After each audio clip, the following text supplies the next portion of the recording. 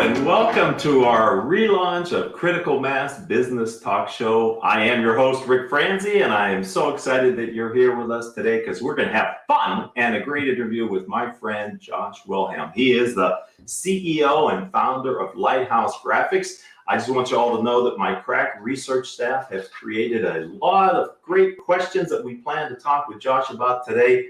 But we do encourage each and every one of you, if you have a comment or a reaction, please post it here on LinkedIn, and we'll make sure we'll try to work it into the conversation during the time that we have with Josh. Josh, good morning and welcome to the program. Good morning. Thank you for having me. It's great to have you here. I'm so excited that you're our first guest of what will be many over the history of our new version of Critical Mass Business Talk Show. We are the longest running business talk show here in Orange County, California. So let's get right into it.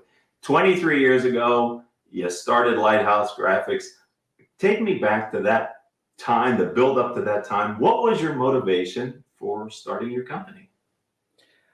I wish I could give some amazing story that was life-changing, just that revelation rather that I had. But really, I think like most business owners that I've spoken with over the last 23 years and gotten to know very well, I started off like many. I became a business owner by accident, really just kind of stumbling upon it, into my senior year of high school. So I'll let anyone do the math, but 23 years, So I started back in high school years, my senior year of high school, wanted to work originally for Disney and Pixar with doing animated movies, but then realized I was going to be really bored working on the same characters for so long. So my business quickly became the business for paying my bills, and really started off in that form because of being my senior year going on to college. I needed to pay for bills, and so school and everything that goes along with it. So it became that. But then quickly I just realized that I went to art school, so I don't have the body frame to be a starving artist and that stereotype.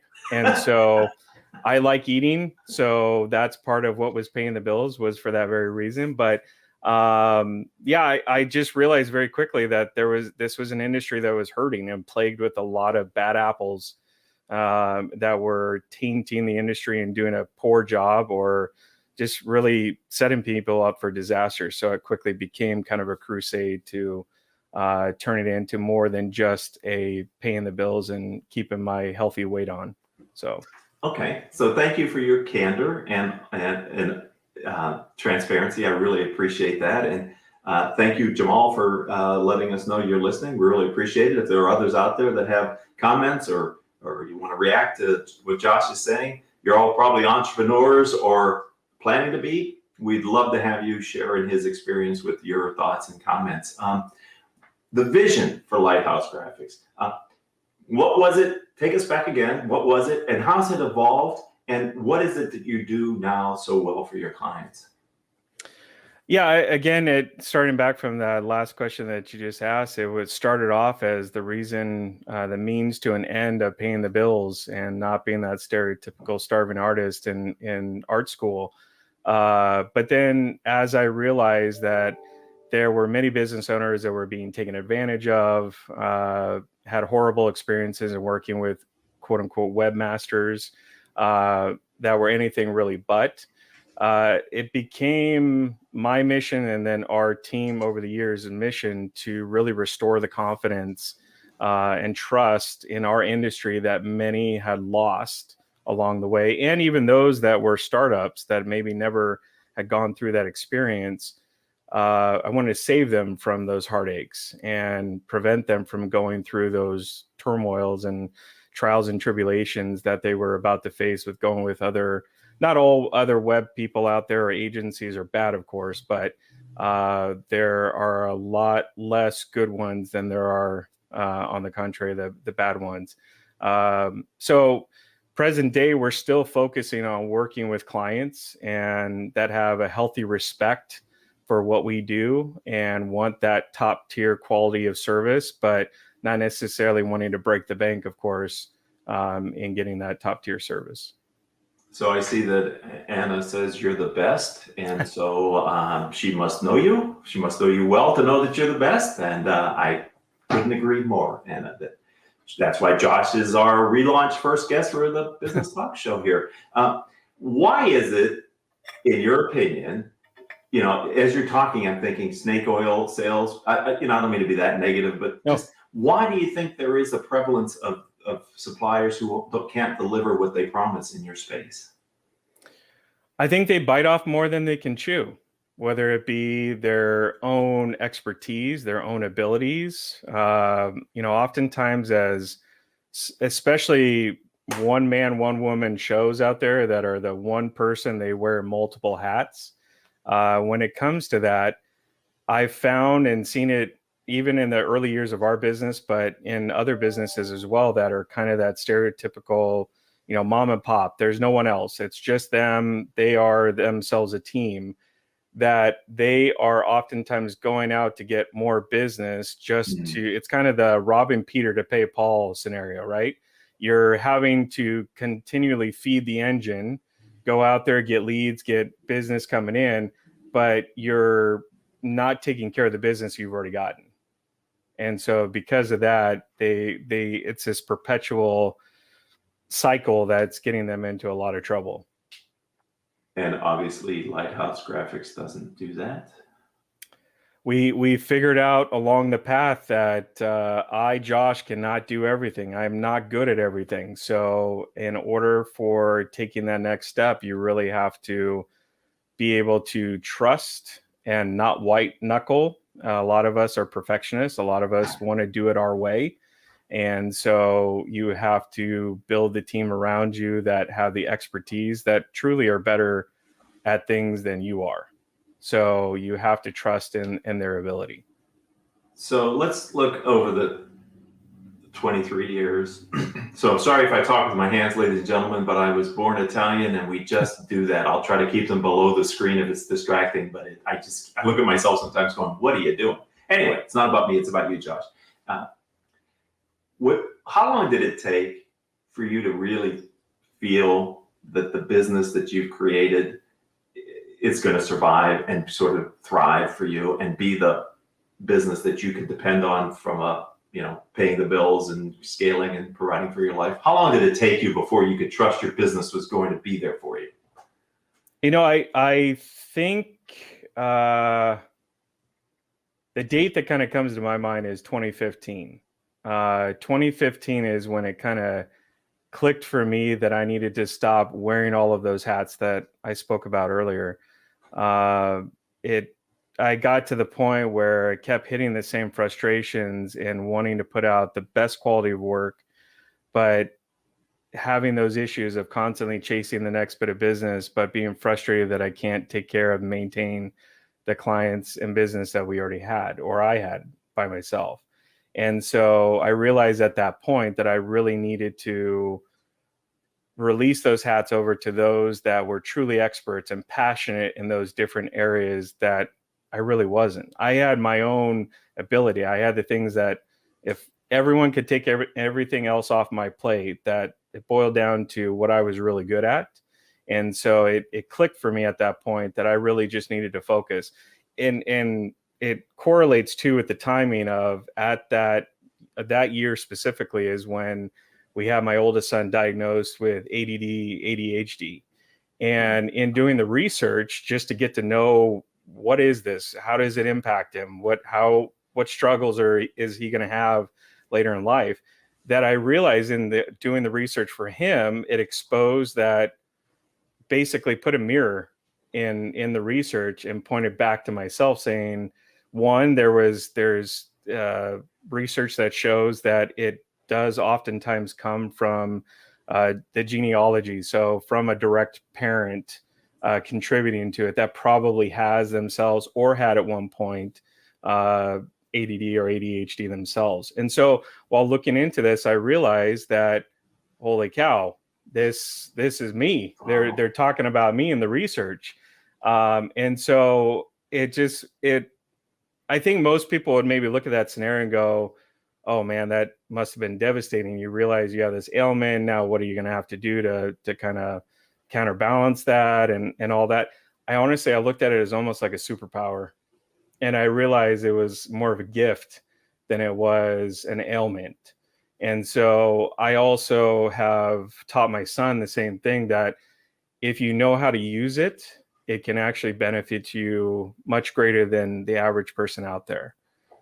Just to kind of touch on that real quick, but the ADD mind, the ADHD mind is playing 10 different chess games simultaneously at different levels, all at the same time, while having a very intuitive and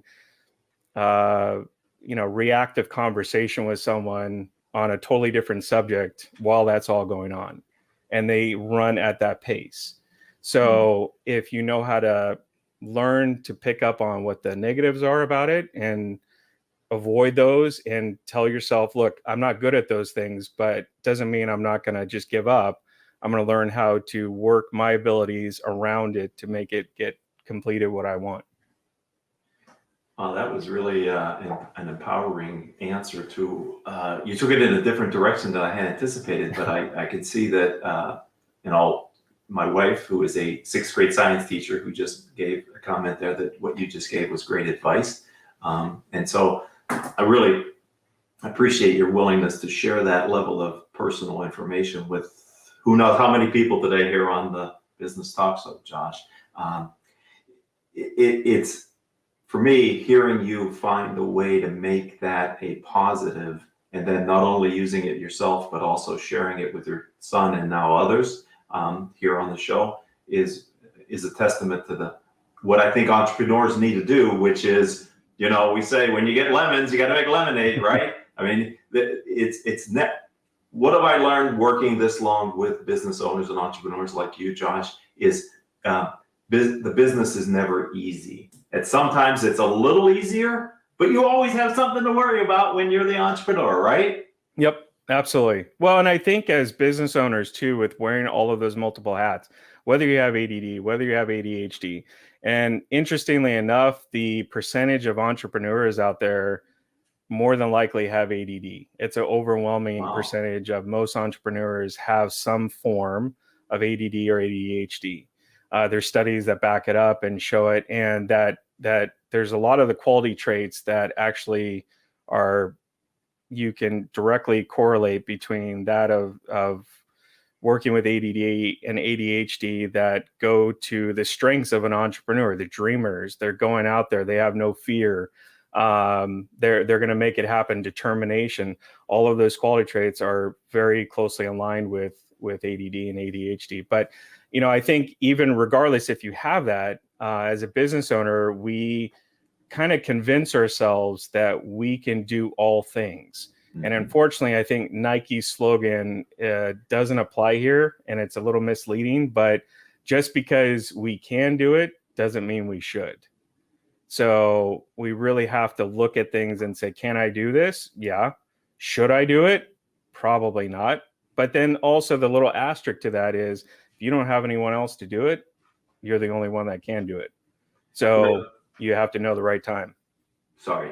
There's a through line so far we've been talking for about 14 minutes now, but there's a through line to this conversation, which is, it sounds like, if I hear this right, correct me, that the business really took off when you realized you had to delegate and get other people to help you in their genius, in their zone of genius. And when you said it was 2015, I mean, let me do the math here. That's 6 years ago, right? Yep.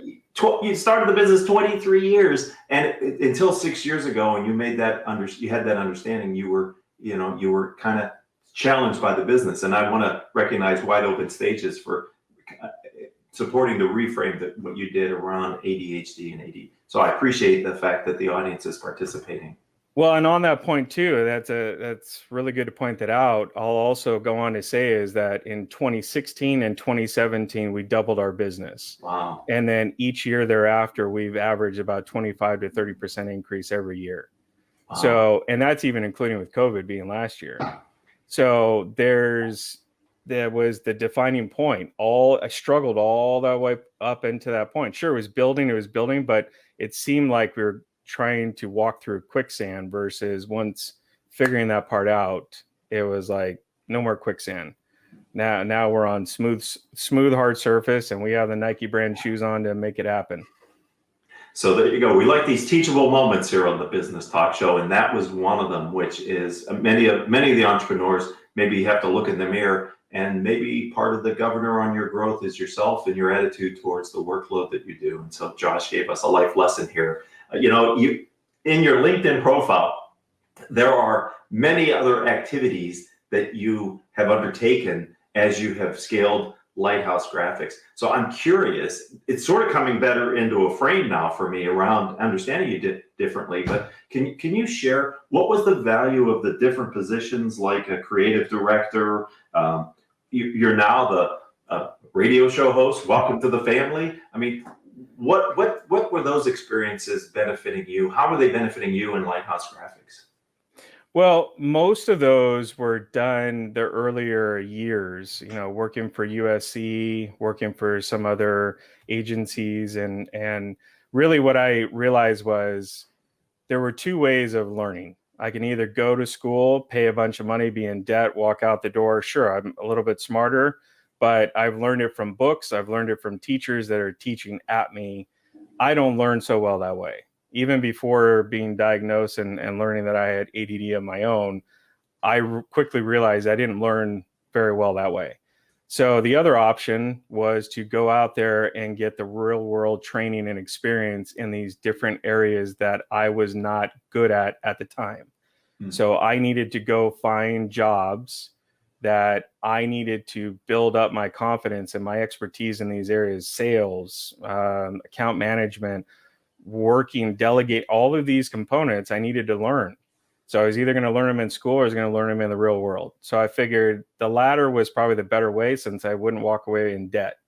So that's primarily the reason that I went that. And it worked better for me to be hands-on rather than just being preached at or taught through reading and hoping that information was accurate. So moving forward, though, with the podcast, even, I've learned that with our business and with LightHouse Graphics, we were already giving. We believe firmly in giver's gain. So we like to give of ourselves. We like to give of our knowledge and our experience to help direct people, even if we don't ultimately work with them in the end. We want to be able to help them. And so when the radio show and podcast came about as an option and an idea, it was, I want to be able to give back, but on a much grander scale. I don't want to just give the one-time consultation to be able to give advice. Those issues that they're struggling with and they have questions about, most business owners have. So why not get the message out on a much grander scale than just the one-on-one consultations? Excellent. So we're talking with Josh Wilhelm. In case you don't know, you see his name there on the screen right now. He's giving us quotable quotes as well. And so this is just packed full of information here. If you know somebody who could benefit from the conversation, we're going to obviously have it up as an archive, and you can go back to it and listen to it, maybe share it with some friends. We would certainly appreciate that. I got so many things to want to talk to you about. I only have so much time to do it. Sure. We have a few minutes left here on the podcast. Let me see. We have like a minute and a half of time. So let's use this productively. If there was one experience-based advice that you could give to other business owners and entrepreneurs that are out there, of all the things that you've learned in the 20 plus years that you've been doing this stuff, Josh, what is that piece of advice you'd like to share? Oh man, just one. I'm a firm believer in kind of going with your natural instincts, and what comes to mind at the moment is the better answer. So I'm not going to try and think through and philosophical and come up with something that sounds great. I'm just going to go with what comes to the top of my mind. I would say my motto is don't hire off of convenience.